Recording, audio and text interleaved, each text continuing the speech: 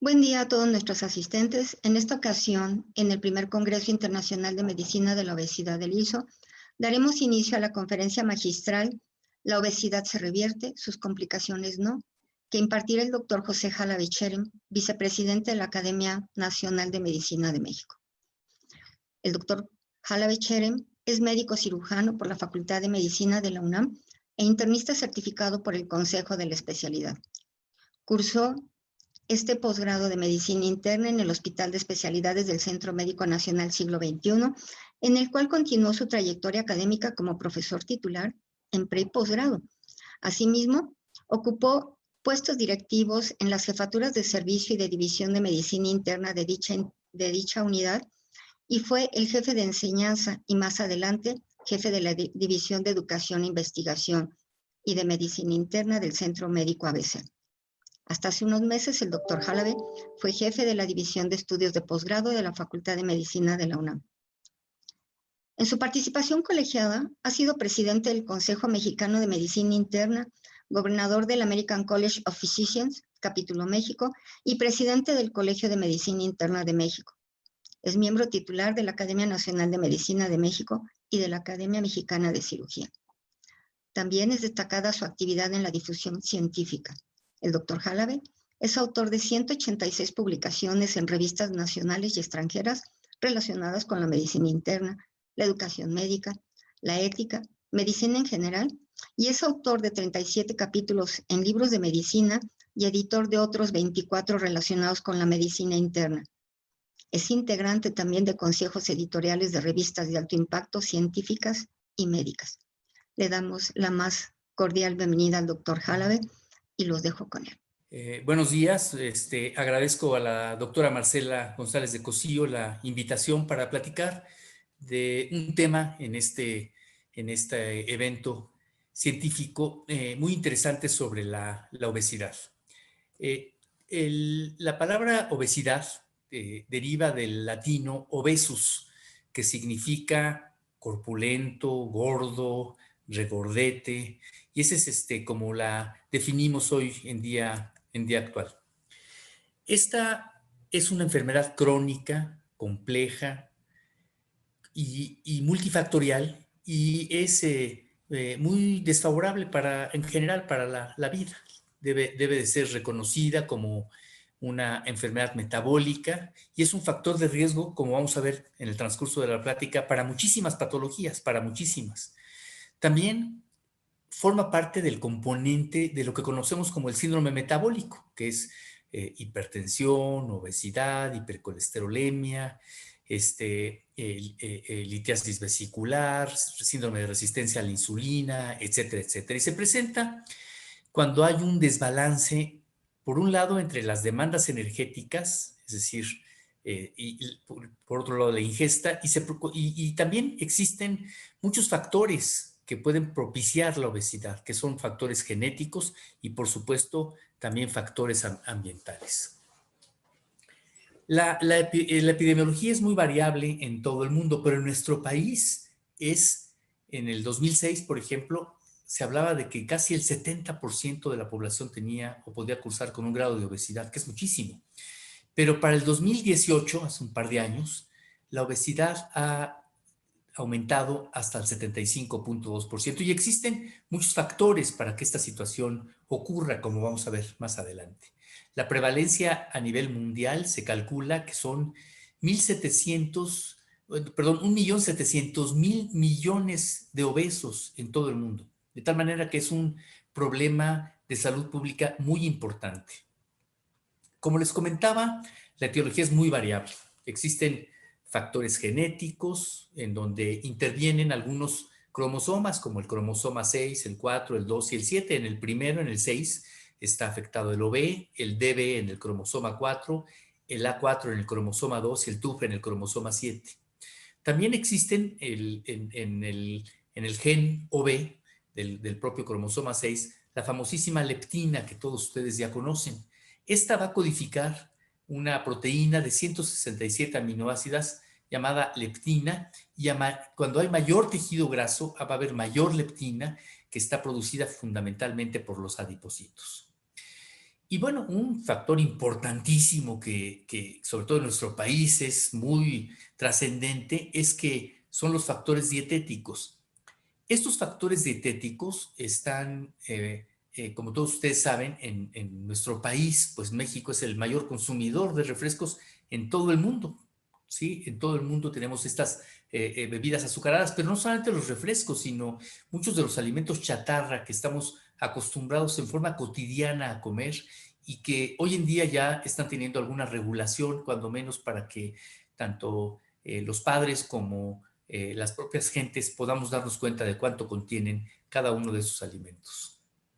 Por supuesto que para la obesidad existen muchos factores de riesgo. El primero es el sedentarismo, los estilos de trabajo, la poca cultura de ejercicio y bueno, por supuesto, las gentes que puedan cursar con alguna discapacidad.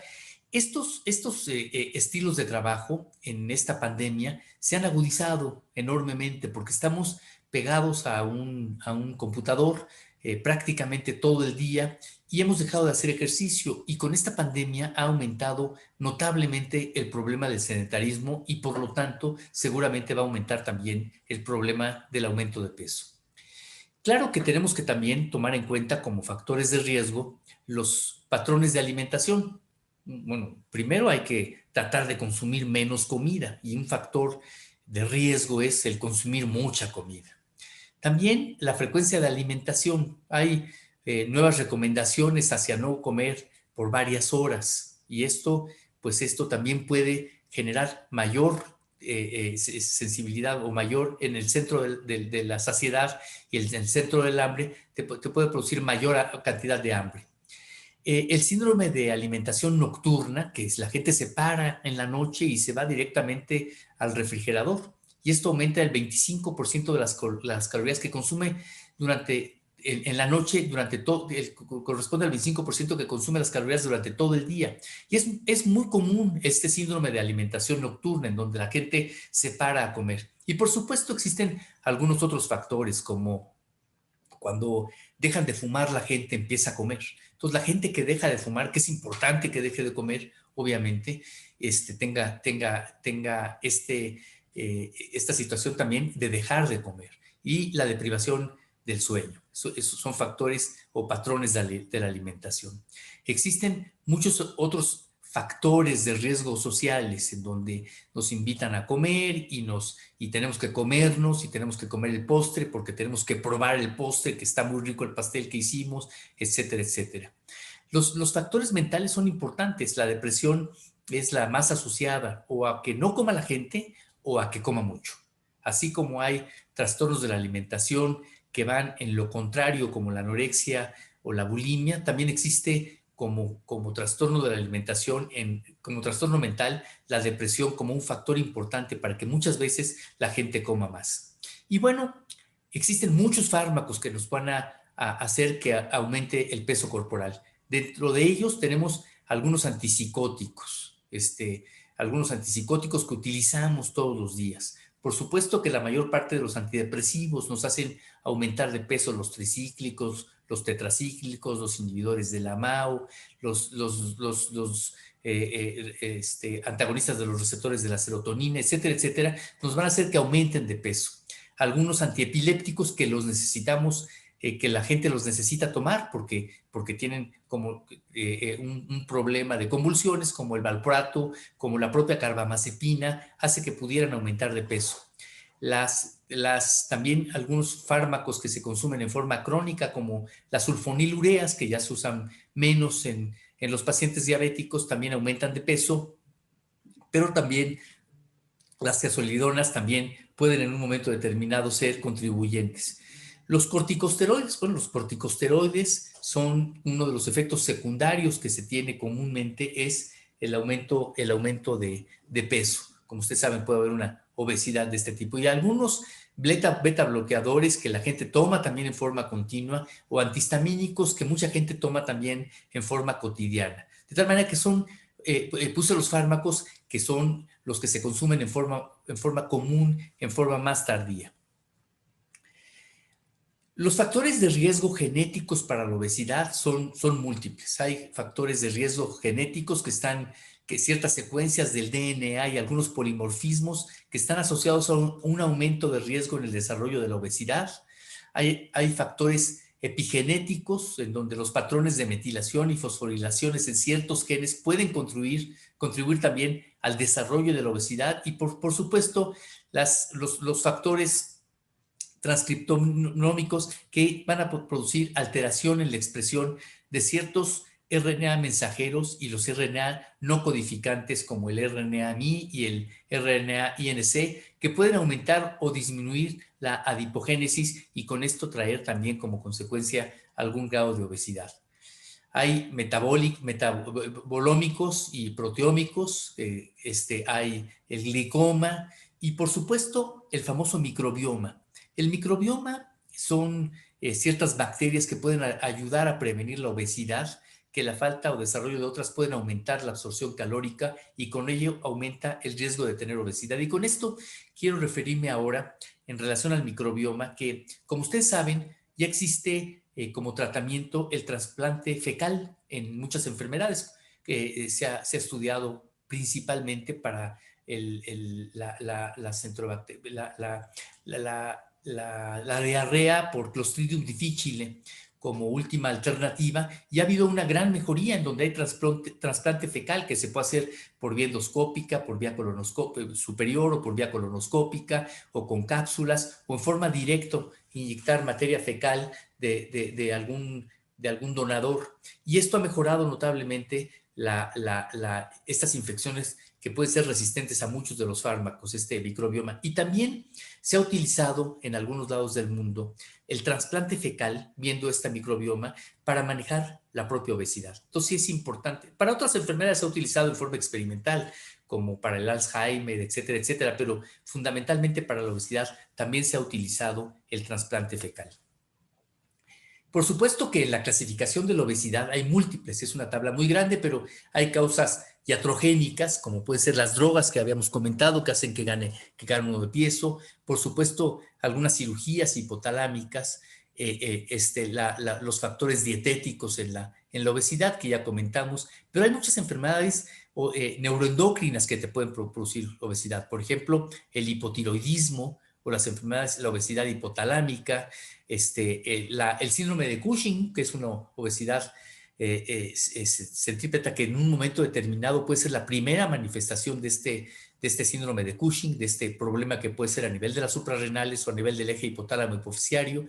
Las pacientes que cursan con síndrome de ovario poliquístico también pueden tener cierto grado de obesidad. Los pacientes que tienen hipogonadismo, desórdenes de hormonas del crecimiento, alteraciones del pseudo hipoparatiroidismo, etcétera, etcétera. Comportamientos sociales que ya habíamos comentado en algún momento determinado, los estilos de vida, que también ya lo comentamos, la obesidad genética y algunos otros factores. Estas son las tablas en general.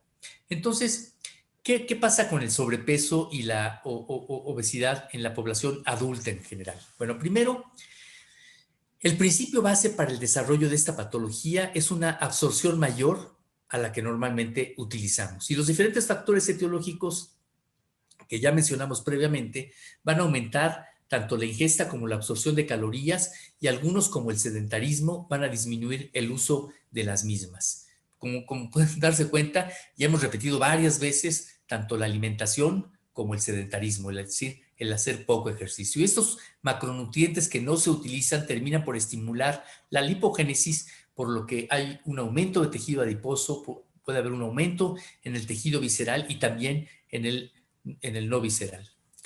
Hubo una falta ortográfica por ahí, pero bueno, el tejido adiposo visceral es el que aumenta de forma más significativa en el riesgo cardiovascular. Les pido un error ahí a la hora de dictar las láminas en la falta ortográfica. Los adipocitos deben ser reconocidos como células endócrinas y deben de liberar muchos mediadores. Algunos que se regulan con la obesidad, otros que la empeoran y otros contribuyen en el desarrollo del propio síndrome metabólico. Cuando hay un exceso de adipocitos, estos comienzan a secretar mediante algunas interleucinas proinflamatorias como la interleucina L1, la 6, el TNF-alfa, y también comienzan a producir cierta resistencia, la cual aumenta con la resistencia a la insulina. Sin embargo, los adipocitos también secretan adiponectina, que va a aumentar la sensibilidad a la insulina, al igual que la leptina, que reduce el apetito y que se encuentra regulada, o ahí va a encontrar regulada la obesidad. Esta resistencia a la insulina y el aumento de la gluconeogénesis podría explicar el desarrollo en estos pacientes obesos, entre otras cosas, sobre todo cuando tienen factores de riesgo para producir diabetes mellitus tipo 2. La obesidad, como les decía, como factor de riesgo cardiovascular, va a estar relacionada en el desarrollo de muchas enfermedades como la diabetes, las dislipidemias, aumento de inflamación sistémica con lesión del daño endotelial, hiperactividad simpática y todo esto se puede relacionar también con algunas neoplasias que se han relacionado directamente, no como único factor causal, pero sí como un cofactor también en algunos tipos de tumores, como vamos a ver un poquito más adelante. Bueno, todos los pacientes adultos deben monitorearse su peso y su talla regularmente. Todos debemos, así como parte de nuestra rutina, estar regulando nuestro peso y talla, que deben ser parte de todas las exploraciones físicas, por supuesto, cuando acuden con los médicos, y los adultos que tengan un índice de masa corporal mayor de 25 por metro cuadrado, se les debe de medir la circunferencia abdominal, y en caso de ser mayor a lo normal, se debe considerar que ese paciente tiene un aumento de riesgo fundamentalmente cardiovascular. La obesidad se debería de diagnosticar mediante bioimpedancia para que se mida directamente el porcentaje de tejido adiposo. Sin embargo, la disponibilidad es escasa y el índice de masa corporal, combinado con circunferencia abdominal suele dar un buen estímulo de porcentaje de grasa. ¿Cómo evaluamos a los pacientes obesos? Primero, al momento del diagnóstico debemos de tener una valoración completa en la cual se evalúen los diferentes factores de riesgo, sobre todo cardiovascular. Se debe valorar el perfil de lípidos, debemos de evaluar la glucosa plasmática, la hemoglobina glucosilada, por supuesto medir la presión arterial y las causas diferentes al sedentarismo, como pueden ser las causas dietéticas o todos los síndromes genéticos que habíamos comentado en un principio. También se debe de valorar el uso de medicamentos que pudieran estar aumentando el peso corporal de los pacientes, como ya los comentamos, entre muchos otros medicamentos. Y, por supuesto, necesitamos tener en cuenta las medidas de prevención, que son el monitoreo constante de peso. No importa si su báscula del paciente está o no exacta con las básculas del consultorio, que sea en la misma báscula que se tenga que pesar el paciente en forma cotidiana o cuando menos una vez por semana, anotarlo para ir monitoreando constantemente el peso. Debemos de dar una alimentación sana, normocalórica, variada en alta fibra y ácidos grasos poliinsaturados. Debemos de tener una actividad física regular de aproximadamente 150 minutos de ejercicio aeróbico semanal y sesiones de ejercicio de resistencia. Por supuesto que es muy importante optimizar el diagnóstico y tratamiento de enfermedades que pudiesen causar la obesidad. Por ejemplo, el hipotiroidismo o el Cushing, que son enfermedades que si nosotros les damos manejo, el propio manejo de estas patologías va a hacer que el paciente tenga una disminución importante de peso.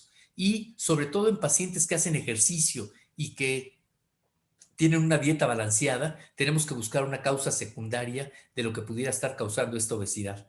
Hay que optimizar el tratamiento en ciertas patologías, por ejemplo, tratar de modificar el tratamiento con los antipsicóticos, que son menos, utilizarlos menos metabólicos, evitar de ser posible, que ya casi no se utilizan en el manejo de la diabetes tipo 2, las sulfonilureas, etcétera, etcétera. Y por supuesto, hay que monitorear constantemente y en forma oportuna por si hay algún cambio de conducta. Hay una gran controversia si usamos probióticos y prebióticos, pero en realidad aparentemente no sirven de nada. Entonces, lo más importante en esto es que tenemos que reducir aproximadamente tenemos que si el paciente tiene más del 5% de peso corporal en presencia de sobrepeso u obesidad, tenemos que dar una dieta cardiosaludable. Hay muchas dietas cardiosaludables, la dieta mediterránea, que es el modelo DASH, la dieta rica en fibra, privilegiar alimentos ricos en omega 3, evitar uso de edulcorantes y bebidas azucaradas, porque los edulcorantes también aunque no aumente el sobrepeso, sí te pueden estimular el centro del hambre para que te produzca más hambre. Evitar, no hay evidencia de los suplementos alimenticios y por supuesto evitar el consumo de alcohol, que son falsas calorías que no te van a alimentar, pero sí te van a engordar.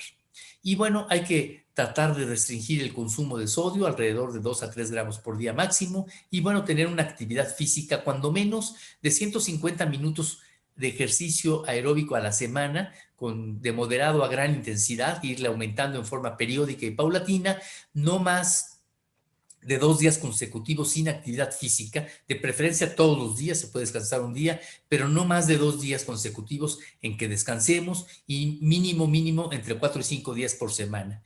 De 2 a 3 sesiones semanales de ejercicio de resistencia y con esto, al tratar de evitar el sedentarismo, vamos nosotros a controlar en forma muy importante la obesidad. El manejo de la obesidad, bueno, está encaminado a medidas no farmacológicas, a medidas farmacológicas y a cirugía metabólica. Las medidas no farmacológicas para todos los pacientes en general es hacer ejercicio, como ya les comentaba, 150 minutos aeróbico y 2 a 3 sesiones de resistencia a la semana. Tener una dieta hipocalórica variada en alta fibra, las dietas que ya les comentaba, el DASH o mediterránea, y alternativas, ayunos intermitentes, cetogénica, que yo no la recomiendo porque pueden tener sus complicaciones, sin embargo, ha mostrado ser eficiente para algunos pacientes como una alternativa. Esa es la medida más importante, las no farmacológicas. Ojalá que pudiéramos hacer conciencia tanto en los que estamos manejando a los pacientes con obesidad como en los propios pacientes, de que son las medidas más importantes, dieta y ejercicio, que son medidas que no solamente sirven para la obesidad, sirven para la diabetes, sirven para la hipertensión, sirven para la cardiopatía, sirven para muchísimas enfermedades. Entonces sí es importante que nosotros manejemos estas medidas no farmacológicas y vamos a mejorar notablemente la calidad de vida de los pacientes. Y hay, bueno, medidas farmacológicas, hay cuando un índice de masa corporal esté arriba de 30 o que tenga el paciente un grado alto de riesgo cardiovascular y que pueda tener un infarto del miocardio, se pueden intentar primero con terapias no farmacológicas siempre y sin embargo, si no hay respuesta, se pueden utilizar algunos fármacos como los que se encuentran aquí en la diapositiva. Y por supuesto, en pacientes obesos con un índice de masa corporal mayor de 35 y que haya fallado tanto a las medidas farmacológicas como no farmacológicas, de entrada no se recomienda la cirugía metabólica si no se han hecho primeramente los 2 ejercicios anteriores. Entonces podemos utilizar varias de las cirugías metabólicas como el bypass gástrico, entre otros, pero puede haber algunas otras. Bien, ¿cuáles son las comorbilidades relacionadas? ¿Por qué nos importa tanto la obesidad? No solamente por el aspecto estético, que de hecho creo que es el que no debería de contar. Bueno, porque hay muchas comorbilidades relacionadas con la obesidad, que nosotros, si controlamos la obesidad, se pueden mejorar notablemente. Por supuesto que no es obesidad igual a diabetes mellitus o obesidad igual a hipertensión o obesidad igual a infarto agudo del miocardio. Existen muchísimos, en un momento determinado, muchísimas factores que pueden intervenir en la etiología de estas enfermedades, pero la obesidad es un factor muy importante. Por ejemplo, en la diabetes mellitus, si nosotros tenemos a un paciente obeso con diabetes mellitus tipo 2 y damos las medidas de dieta y ejercicio, muchas veces estos pacientes que están con manejo con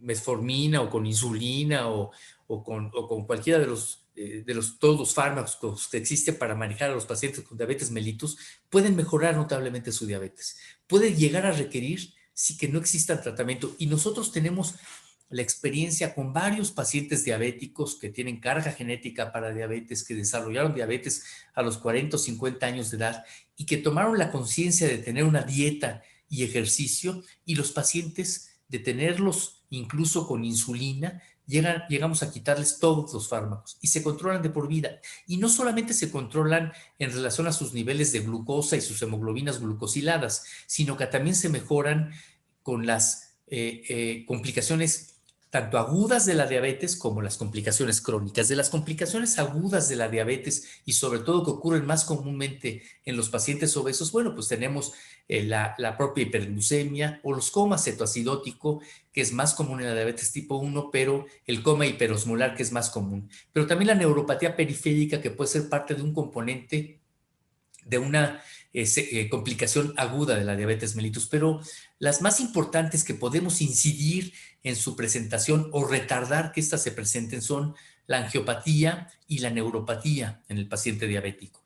Y tanto la angiopatía como la neuropatía en el paciente diabético, en un paciente bien controlado con la dieta y ejercicio, podemos mejorar. Y esta angiopatía pues nos va a hacer que tengamos menor comorbilidad o menores morbilidades con ceguera, menores morbilidades con insuficiencia renal, menores morbilidades con problemas cardíacos, menores morbilidades con el pie diabético, menores amputaciones, de tal manera que vean ustedes la importancia de manejar a un paciente obeso con diabetes exclusivamente con dieta y ejercicio.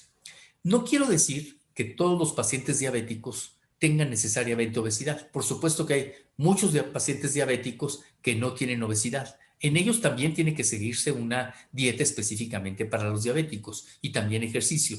No digo que la obesidad sea igual a diabetes, ni que la diabetes sea necesariamente igual a obesidad, pero sí es importante que como comorbilidad de la obesidad tenemos en forma muy importante a la diabetes mellitus tipo 2.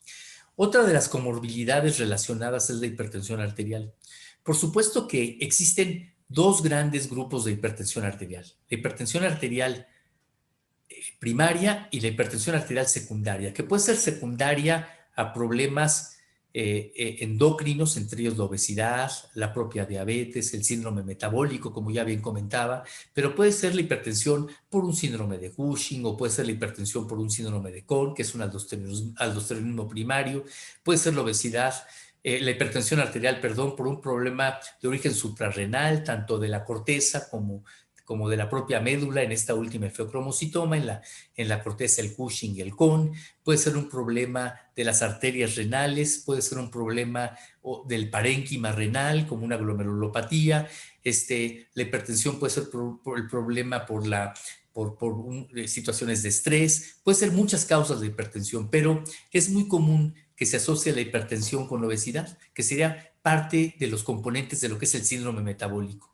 Y también curiosamente, mejora notablemente las cifras de hipertensión arterial, mejoran ostensiblemente cuando nosotros manejamos la obesidad. De hecho, muchos de los pacientes hipertensos que son obesos mejoran cuando disminuyen de peso. También quiero aclarar que no todos los pacientes hipertensos son obesos. Hay muchísimos pacientes, eso es un problema también de salud pública importante, y hay muchísimos pacientes hipertensos que no tienen nada que ver con la obesidad, pero aún así tiene que manejarse estos pacientes con dieta y con ejercicio. En los casos de hipertensión particularmente, además del ejercicio, tiene que manejarse y además de la dieta para disminuir el peso, tenemos que manejarlo con una dieta baja en sodio.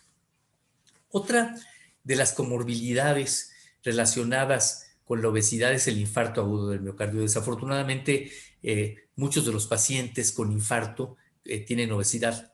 Repito, igual que las anteriores, hay muchos pacientes con infarto que no tienen obesidad y que tienen otros factores de riesgo. Ustedes recuerdan los factores de riesgo mayores en la escala de Framingham, que son la hipercolesterolemia, que son la hipertensión arterial y que son que existen algunos otros como el estrés, la obesidad, el tabaquismo, la vida sedentaria o el ejercicio brusco, etcétera, etcétera. Pero uno de los factores sí es en el infarto agudo del miocardio la obesidad.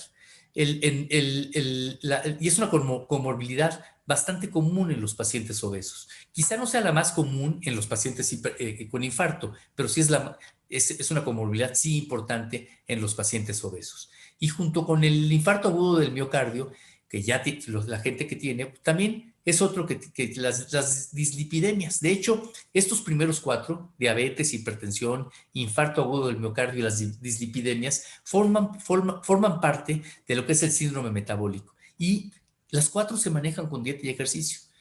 A veces, en muchos pacientes con dislipidemia que requieren tratamiento con estatinas y con dietas bajas en grasas, etcétera, etcétera, cuando disminuimos nosotros notablemente el peso en estos pacientes, podemos mejorarlos de sus niveles de colesterol, de sus niveles de triglicéridos, aumentar la HDL, que es la fracción de colesterol protector, y disminuir la LDL, que es la fracción más agresiva para el colesterol. Y esto va a ser exclusivamente con dieta y ejercicio. Estas 4 principales comorbilidades relacionadas con la obesidad, diabetes, hipertensión, infarto y dislipidemias ocurren en forma muy común en nuestro medio. Desafortunadamente, esta patología del síndrome de resistencia a la insulina es extraordinariamente común y cada día, desgraciadamente, lo vemos con mayor frecuencia. Y sí es importante que nosotros manejemos a estos pacientes en forma oportuna y en forma que los veamos en forma importante. Otra de las patologías relacionadas con comorbilidades de la obesidad es el SAOS, el síndrome de apnea obstructiva del sueño. Tenemos que hacer un muy buen interrogatorio porque estos pacientes con SAOS, que es comúnmente cursan con obesidad. Por supuesto que una comorbilidad relacionada de forma muy importante con la obesidad son las osteoartropatías, la enfermedad articular degenerativa, los problemas a nivel de la columna, los problemas a nivel de la cadera, etcétera, etcétera. Y bueno, como parte de la comorbilidad relacionada con la obesidad, también tenemos algunos tumores. Por supuesto que no todos los tumores están relacionados directamente y no es unicausal el cáncer de mama con la obesidad, pero muchos de los tumores que tienen un cofactor en estos casos en particular. Entonces se encuentra, por ejemplo, el cáncer de mama que es relacionado con la obesidad. Existen, por supuesto, factores genéticos para el cáncer de mama, pero la obesidad puede influir un poco. Igual también el cáncer de próstata, el cáncer de colon, por supuesto el de endometrio, que en un momento determinado es uno de los factores de riesgos que se habla. En este último, por ejemplo, se ha hablado de lo que sería el cáncer en el cáncer de endometrio se habla de la obesidad, de la nuliparidad, de la menstruación tardía, etcétera, etcétera. Un problema de la obesidad importante, muy, muy importante, es la esteatosis hepática o el hígado graso. El hígado graso es muy común en los pacientes obesos, es muy, muy común en los pacientes obesos y es una de las causas de hepatopatía crónica, es una de las causas de cirrosis hepática y esta puede evolucionar también a cáncer hepático. De tal manera que cuidado con la esteatosis hepática, cuidado con la esteatosis hepática del paciente obeso, porque sí puede causar cirrosis. Claro que es una causa de cirrosis no la más común. Las causas más comunes de cirrosis hepática, como ustedes bien saben, son por hepatitis B o por hepatitis C. Ya no debería de haber ni una ni otra, porque para la B hay vacuna, para la C hay tratamiento, pero son causas comunes. Y la otra causa común es el alcohol. Y hay muchas otras causas de cirrosis hepática. Hay muchísimas causas. Hay cirrosis biliar primaria, hay cirrosis biliar secundaria, hay enfermedad de Wilson, hay mucoviscidosis o enfermedad fibroquística del páncreas, hay cirrosis por muchas otras causas, pero una de las causas es la estatosis hepática. Entonces, esta estatosis hepática la podemos prevenir con la dieta y el ejercicio que les comentaba. La obesidad está relacionada también con la enfermedad por reflujo gastroesofágica y es muy común que la enfermedad por reflujo gastroesofágico pueda estar cursando o pueda mejorar cuando hacemos que el paciente baje de peso. Y por supuesto, esta enfermedad por reflujo gastroesofágico pues puede tener en un momento determinado que el paciente broncoaspire y que tenga neumonías o que tenga problemas infecciosos pulmonares en forma crónica o constante. Los pacientes obesos también pueden tener incontinencia urinaria y en algunas ocasiones requerir hasta tratamientos quirúrgicos de la propia orina. Y cuando nosotros mejoramos la obesidad, mejora también la incontinencia urinaria. Y bueno, ¿qué decir de la afección articular? La afección articular, ahí también hay una falla, la afección articular es muy común en los pacientes que tienen esta comorbilidad relacionada con la propia obesidad. De tal manera que estas comorbilidades que las vemos muy comúnmente y que a veces no las atribuimos tanto. Cuando vemos un paciente con infarto, le decimos, tuvo un infarto y lo achacamos a muchas otras cosas, o cuando vemos un paciente con cáncer de mama, a lo mejor no le damos la importancia a la obesidad, o cuando vemos un paciente con cirrosis hepática, tampoco le dimos importancia a los antecedentes de obesidad que tenía previamente el paciente. Entonces sí es importante que nosotros tomemos en cuenta que la obesidad no representa por sí solo una enfermedad, sino que tiene unas comorbilidades que están relacionadas y que las podemos ver en esta diapositiva. Bueno, aquí tenemos en general cuáles serían las causas, es una tabla muy grande, las causas metabólicas que pueden producir obesidad, que empiezan con alteraciones en la glucemia capilar, dislipidemias y terminan en diabetes, las causas cardiovasculares que terminan en hipertensión y aumento del riesgo cardiovascular que habíamos comentado, las neoplásicas que estábamos comentando, que ese estado proinflamatorio puede provocar en un momento determinado todos estos problemas y fundamentalmente estos tumores que habíamos comentado. Hay causas musculoesqueléticas, las geniturinarias y, por supuesto, las causas respiratorias y, bueno, las causas psiquiátricas que habíamos comentado también. De tal manera que sí es importante que tomemos en cuenta todo el cortejo sintomático de lo que pudiera ser la obesidad para que nosotros podamos manejar. Sí, lo que yo les comentaba del síndrome metabólico, bueno, hay muchas clasificaciones de lo que podríamos hoy en día llamar el síndrome metabólico, pero en general la obesidad, la resistencia a la insulina, la hipertensión y la dislipidemia son las principales que componen este síndrome metabólico. Y esta hiperinsulinemia va a producir esta inflamación de estrés oxidativo, va a tener hipertrofia, fibrosis y rigidez de la función endotelial, va a hacer que se agrave o que tengamos una insuficiencia cardíaca con una fracción de eyección preservada, que haya una disfunción diastólica y a la larga también puede tener una disfunción sistólica este tipo de pacientes. Esta asociación de obesidad y diabetes puede dar una insuficiencia cardíaca, y si nosotros disminuimos en forma importante la hemoglobina glucosilada, también vamos a disminuir la falla en un porcentaje importante, casi el 16%, de tener eventos cardiovasculares, simple y sencillamente con la dieta y el ejercicio, porque la relación de insuficiencia cardíaca y diabetes es extraordinariamente alto. Nosotros, bueno, aquí tenemos un diagnóstico por imagen de lo que podría ser una ecocardiografía en un paciente gordito, en donde se puede ver, como ustedes pueden ver, el grosor de la pared parietal y la masa del ventrículo izquierdo. Si nosotros hacemos que baje el paciente de peso, vamos a mejorar mucho. La detección de isquemia la podemos hacer por muchas metodologías. La más importante es la clínica, pero podemos hacer SPECT, tomografías, resonancias magnéticas, cardioresonancias, etcétera, etcétera. En conclusión, yo les podría decir que la obesidad es una patología metabólica muy compleja en la cual existen muchos factores de riesgo. Algunos pueden ser modificables, muchos son modificables, algunos no, algunos genéticos podrían no ser modificables. Sin embargo, es muy importante identificar a estos pacientes de riesgo de padecer obesidad y tratarlos en forma muy precoz para evitar el desarrollo de complicaciones y con ello aumentar, por supuesto, la expectativa de vida, la calidad de vida y no tener a estos pacientes en situaciones de mortalidad muy aumentadas, no tenerlos que amputar, no tenerlos que estar sometiéndose en un aparato de diálisis peritoneal, no dejarlos ciegos, no tenerlos con muchos fármacos para manejar la hipertensión arterial, muchos fármacos para manejar la hipercolesterolemia, no tenerlos con un aparato en la noche, un BiPAP, para que pudieran respirar, etcétera, etcétera. De tal manera que tenemos que hacer conciencia de que este problema de salud pública es muy importante, de que es un problema de salud pública que si nosotros